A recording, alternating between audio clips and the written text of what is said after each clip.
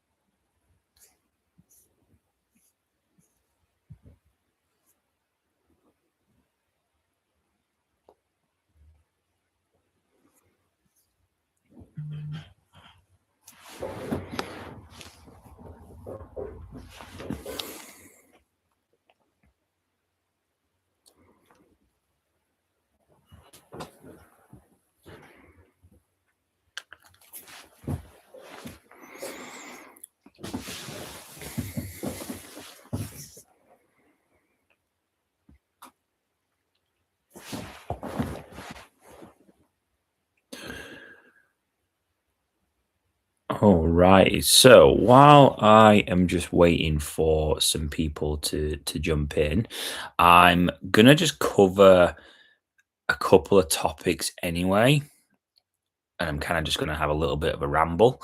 So what I wanted to discuss, and this is something that I think in dog training, it's a topic that without it, you pretty much won't get very far. And that is looking at the dog as a whole rather than just focusing so heavy on the problem behaviors, the problem areas in which you are struggling with your dog, such as, maybe you've got reactivity issues, maybe you've got lead pulling issues, maybe you've got poor recall, maybe, your dog resource guards, for another example there, rather than just focusing on those specific areas.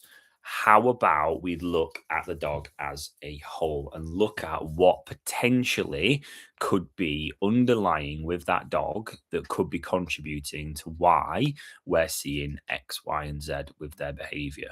So, what I do within my business, and what I always preach to my clients, and what I always preach to people that come on and start with me, and other people that follow on social media and so on. And you'll see this in the recent video that has just dropped on loose lead walking,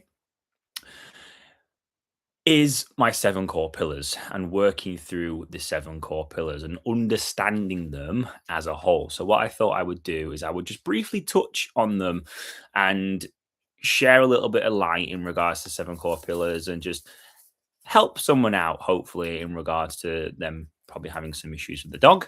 So I'm going to do a little swig of my coffee, and I'm going to get into it. Cool.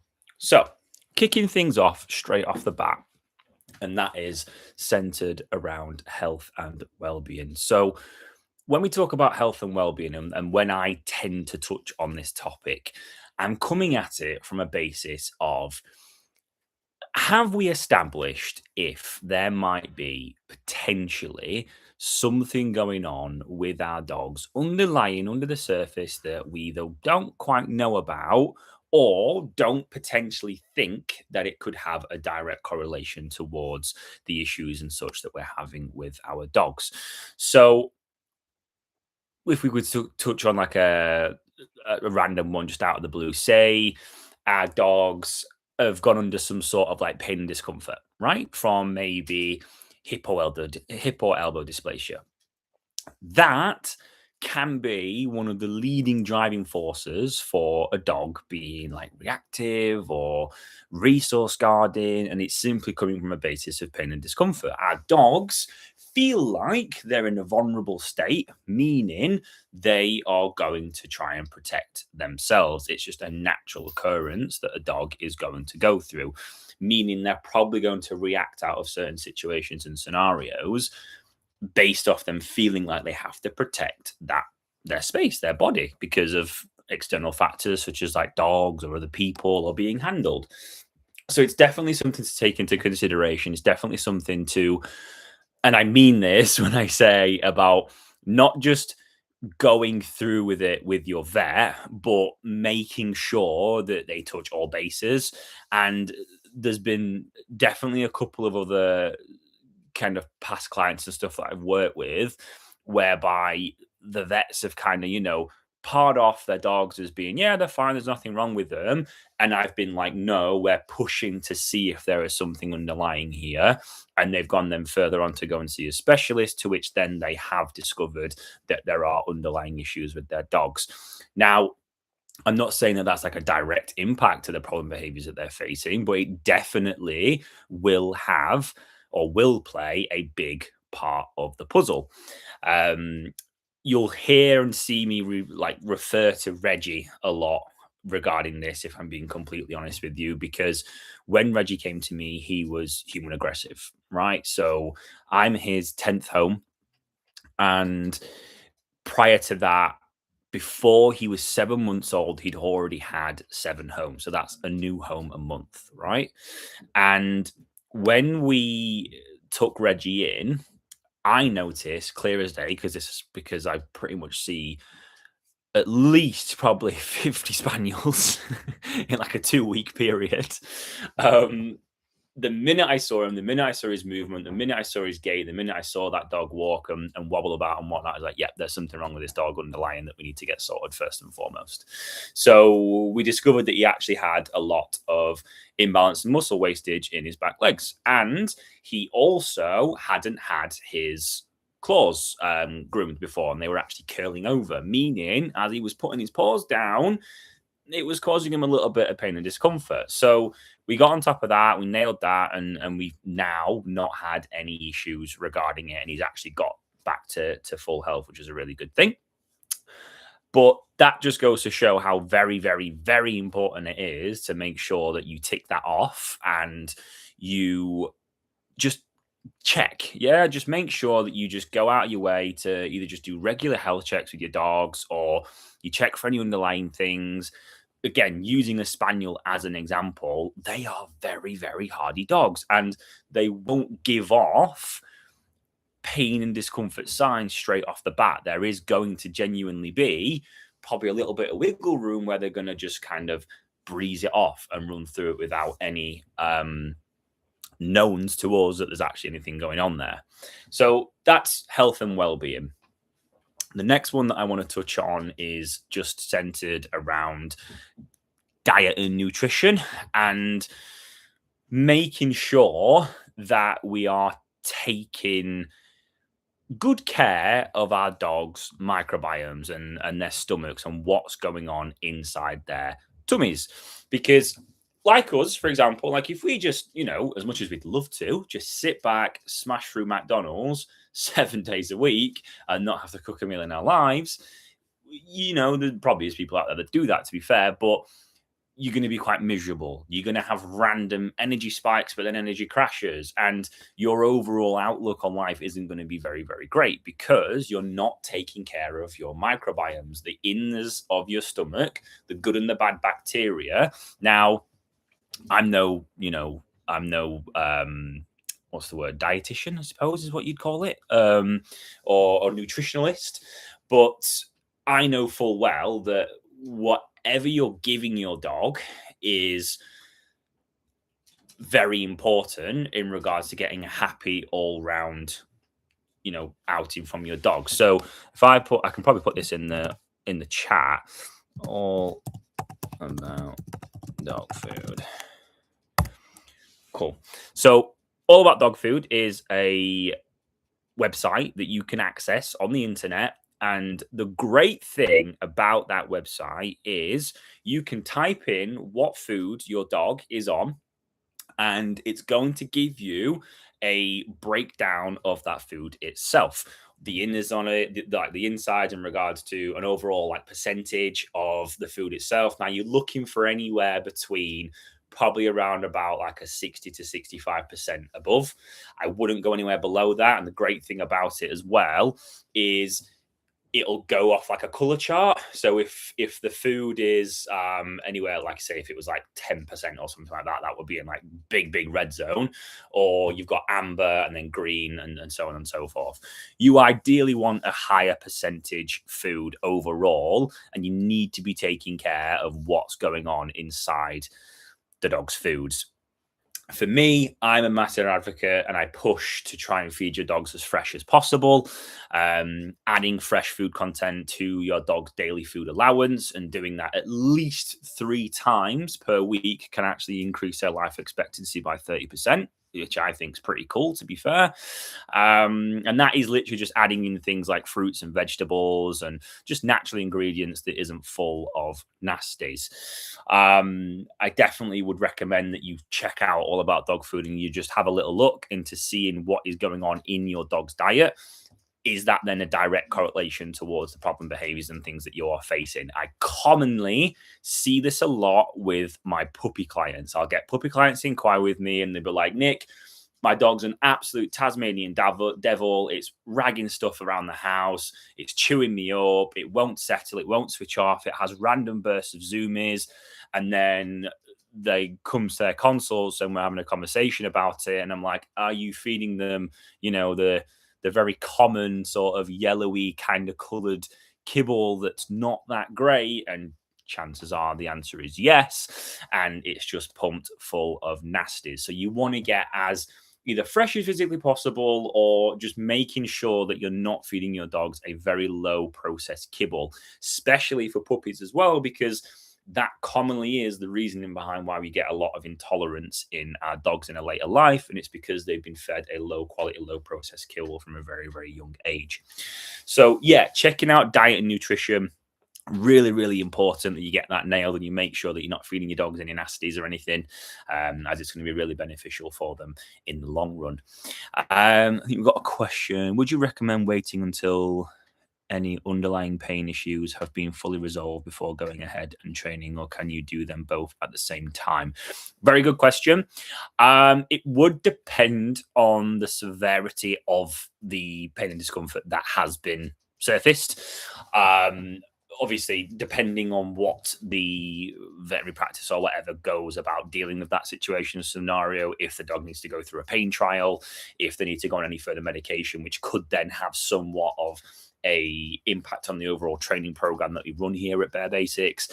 I'm very favorable in regards to getting that sorted and making sure that does become a priority. So we prioritize that first and then we get that sorted, and then we probably go ahead and work on seeing if we can do something regarding a program, but it would totally be dependent on what is actually going on underlying with the dog.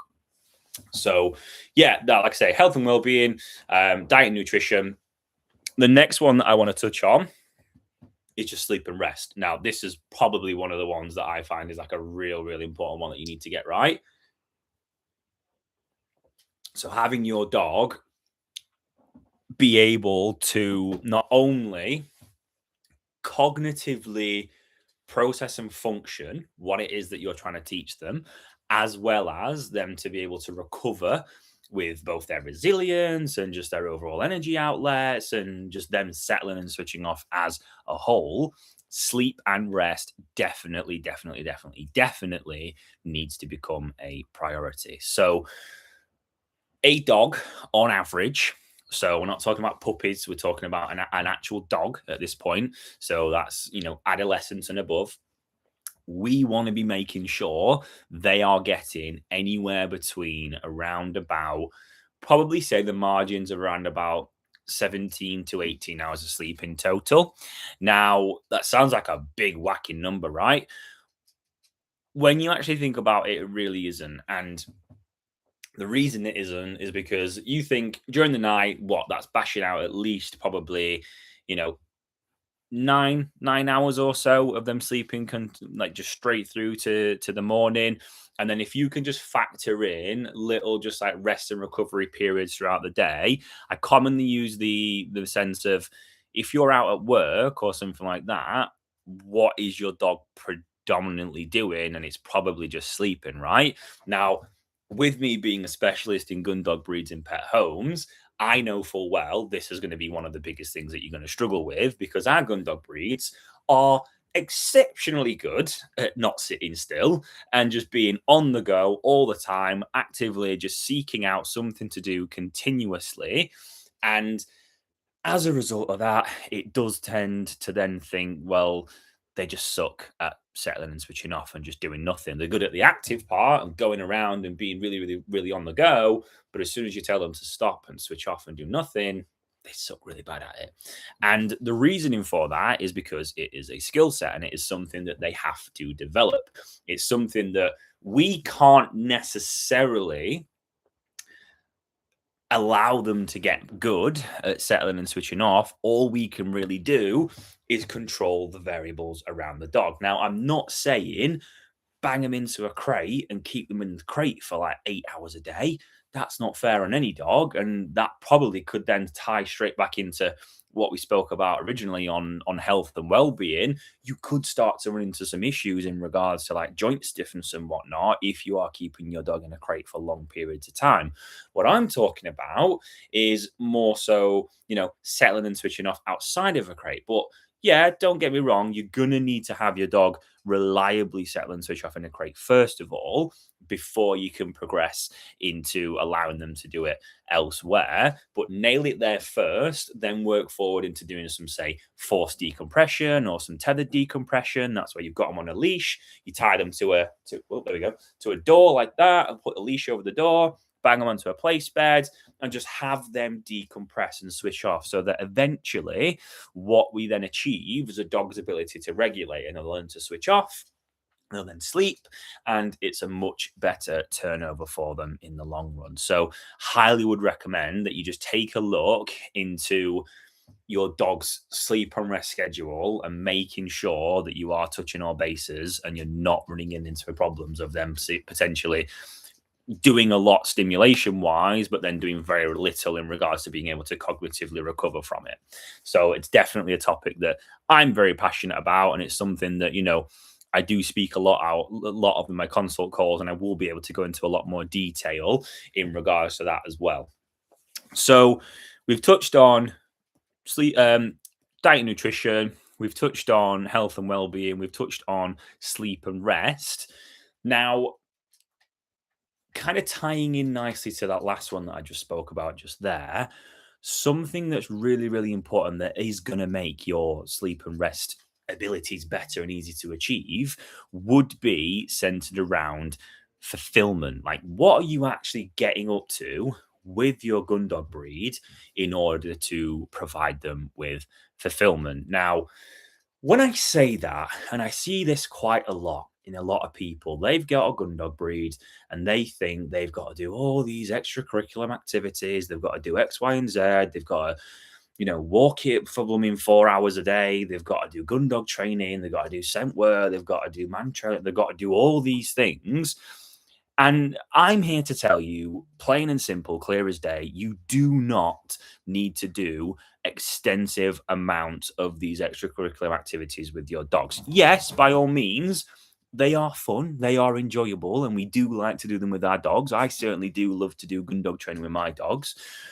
But what I'm saying is, if you are tight for time, if you do work quite a busy corporate job, or you work a 9 to 5 or something like that, don't feel guilty if you cannot commit super long durations of time to your dog every single day. You will find that if you can just get in a session or 2 sessions or so for very little time. And when we're talking, a fulfillment session for me, genuinely, is no more than probably like 30, 35 minutes at a time, if I'm being completely honest with you. And I just prioritize the main consistent outlets that I need to tap into with my dogs. So I have spaniels, right? So spaniels are scent driven, scent orientated. They find reinforcement from freedom, and they love basically just interacting with the world around them. The best thing that I like to do with my two is either I'll take a rabbit ball with me and some Gundog whistles. I haven't got them with me today, and I'll just take them out and I'll just do some bog standard hunting drills where we chuck a couple of rabbits in some like hedgerow or some like long grass or something like that, and I simply just blow my hunt whistle and off they go. And they'll go searching for it and they'll quarter from side to side and they'll just be absolutely loving life. I'll chuck in a couple of stops in there. So I'll like stop them every now and again, send them off hunting again. And I'll do that for around about like 5-10 minutes in multiple little intervals. And they love it. And that's more than enough. Yeah, I don't need to go out and do super, super long walks for like 4 hours. And, for one who's got the time to be walking the dog for 4 hours, unless you're that retired or something. But that is more than enough, and that will work really, really well. Or say you've got, a like HPR breed or something like that, a dog that's like really driven, really motivated, really hardworking, likes long distances, and just being off and doing their own thing.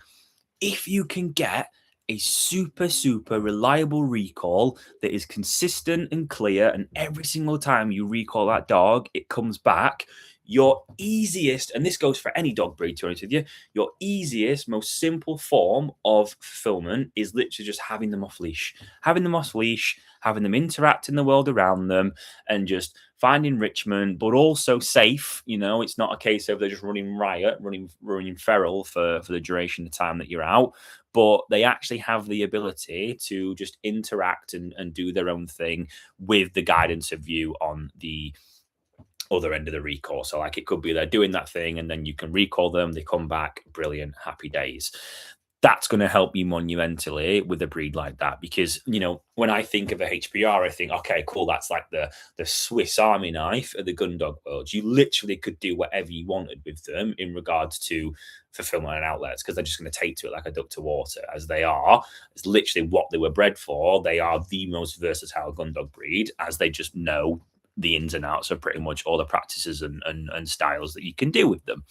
So there goes that. But yeah, fulfillment and outlets, or even on the flip side of things, like if we were talking about the topic of play is genuinely a topic that I am so very passionate about. And it's something that I think if you can get play right with your dog and you can interact with them correctly, you can get so much out of your dog and a play session. And the best thing about it is you genuinely do not need to commit a lot of time to playing with your dog.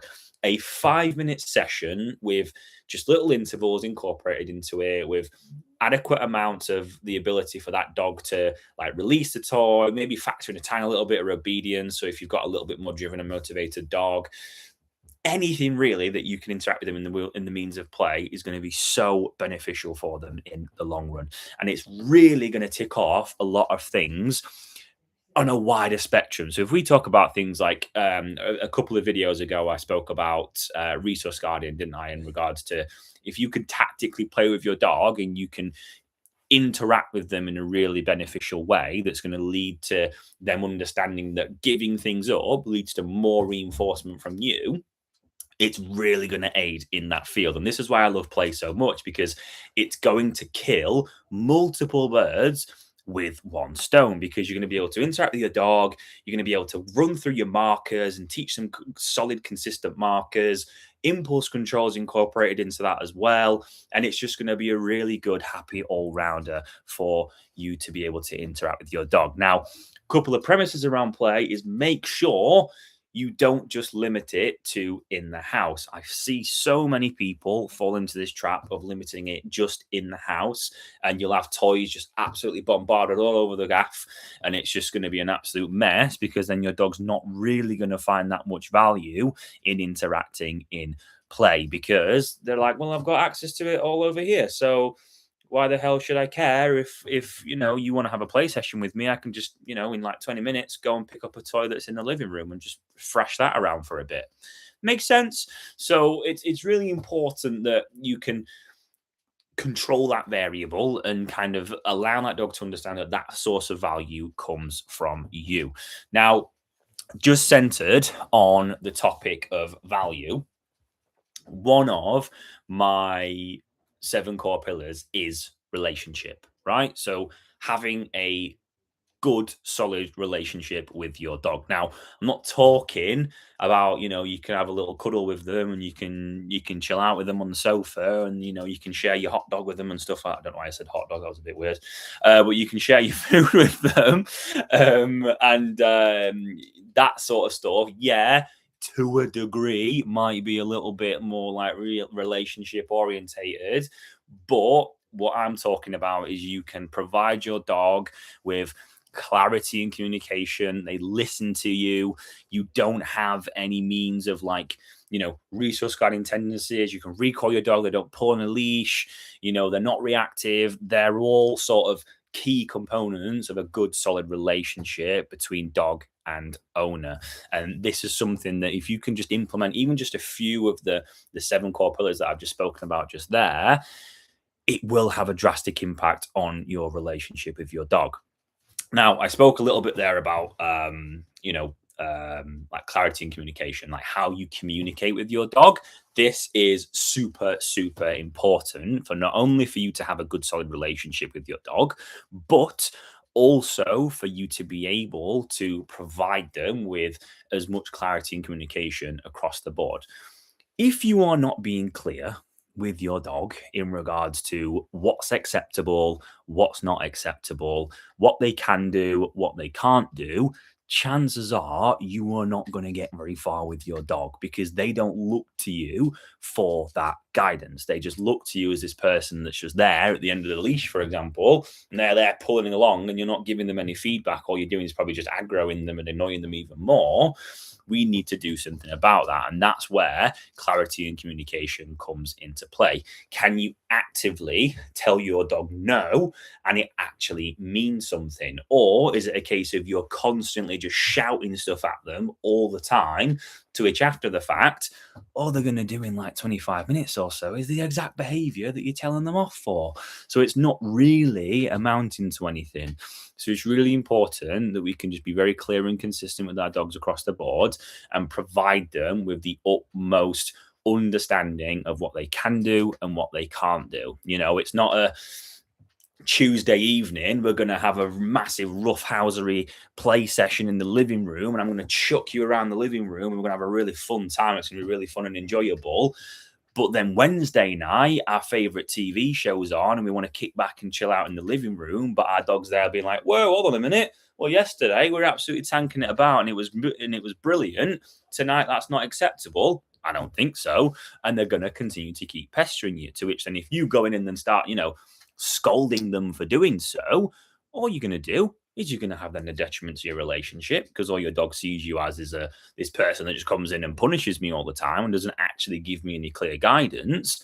And that's then going to have a massive knock-on effect in other areas. So to base that off this sort of the pillars that I've been speaking about and just the overall kind of understanding of the 7 core pillars and how important they are in the impact in your dog's overall behavior, before we've even spoken about the stuff to do with actual, teaching them behaviors, getting them to understand the concepts of training and so on and so forth, by missing out all these underlying things, you're probably just going to keep on going in circles. And that's just not really going to be very beneficial for anyone, if I'm being completely honest. So you need to be making sure that you're just being very clear and consistent with them.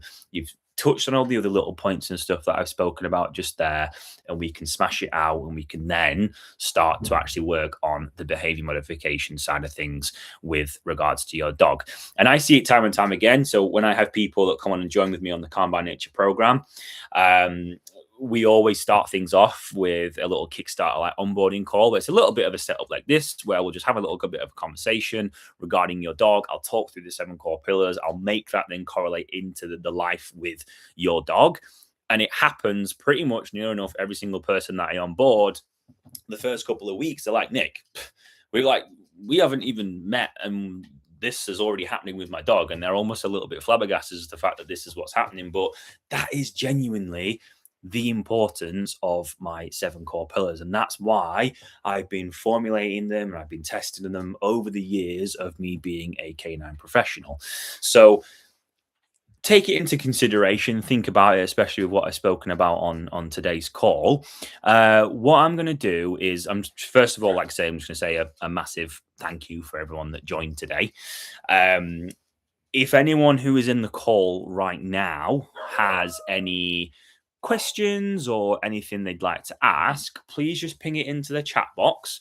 I'll wait around a little bit before I'll go ahead and talk about what I want to talk about next. But if anyone's got any questions on what I've just spoken about, now is your time to ask them.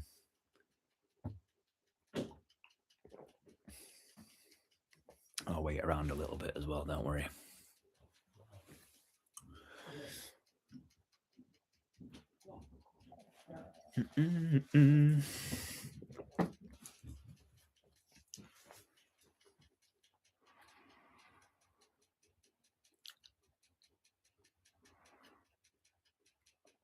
I never know with YouTube, because obviously you have to type out your question. So like, I don't know if anyone's like frantically like button bashing right now to get their question out nice and quickly. I'll hold off a little bit just in case, but it's fine if not.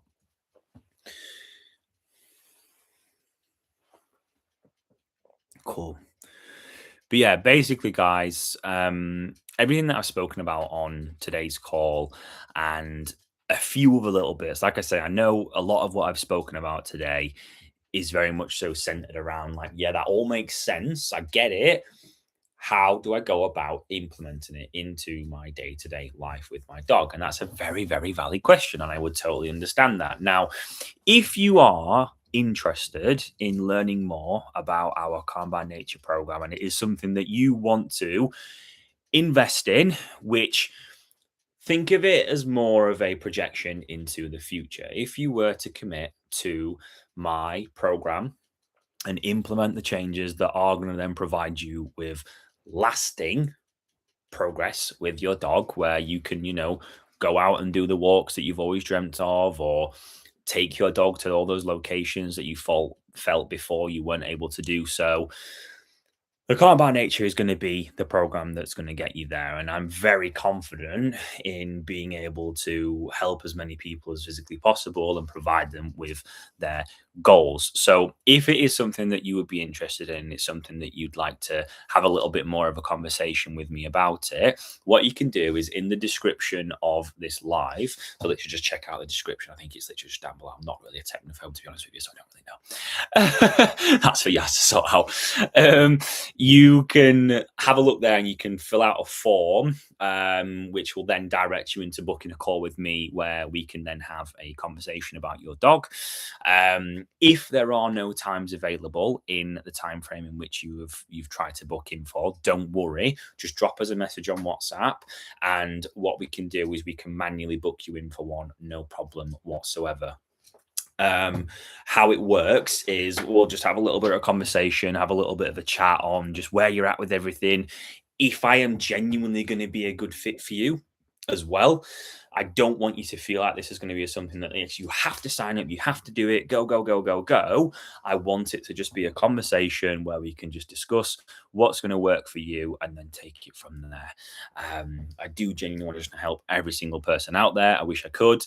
I was saying to someone the other day about how I think I've genuinely trained more dogs sat in this chair than I have in a very long time. But that's just the nature of this business. We are global now, so I'm fortunate enough to be able to train dogs globally all over the world, which to me is like a very lifelong achievement, and is genuinely what literally sparks me out of bed in the morning, because I'm so excited to get started and help as many people as physically possible. And proof is in the pudding. Take a look at our social media pages and the content and stuff that we pump out. It is all centered around our clients now. Just fantastic and amazing they are. So with that being said, it doesn't look like anyone's got any questions or anything like that. Not to worry, it's not a problem whatsoever. If you do think of anything that you want to ask me, please do feel free to just drop us a message and let me know. It's not a problem whatsoever. But yeah, I just wanted to say a massive thank you to the people that jumped on and joined with me today. I will be doing more of these lives in the future. And because I'm just, an absolute fucking legend, there has also been a video that has gone live as well, centered around loose lead walking. So if you want to check that one out and share your thoughts on that, that'd be greatly appreciated. But yeah, thank you everyone for coming, guys. Greatly appreciate it and speak to you all soon.